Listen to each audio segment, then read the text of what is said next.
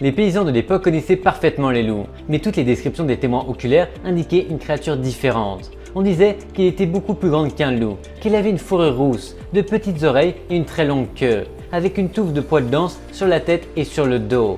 Les récits des chasseurs qui avaient aperçu l'animal affirmaient également qu'il était exceptionnellement intelligent et rusé pour un simple loup, et qu'il chassait en bondissant sur sa proie et en la frappant de ses griffes, ce que les loups ne font absolument pas. Il chassait également en plein jour et même près des fermes.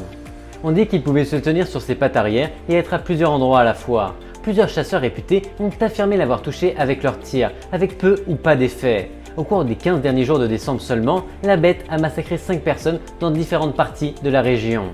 Avec tout ce qui s'est passé, la panique s'est vite installée, alimentée par de nombreuses légendes locales de loups-garous et de sorcières capables de se métamorphoser pour dévorer de la chair humaine.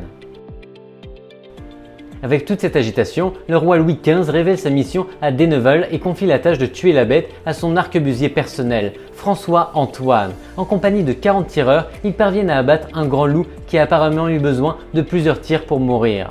Le loup pesait environ 58 kg. Il est grand, mais dans les dimensions normales de ces animaux. Sa carcasse est empalée et transportée à Versailles pour y être exposée. Antoine arrive triomphalement à la cour le 1er octobre avec son trophée. La bête du Gévaudan est officiellement morte.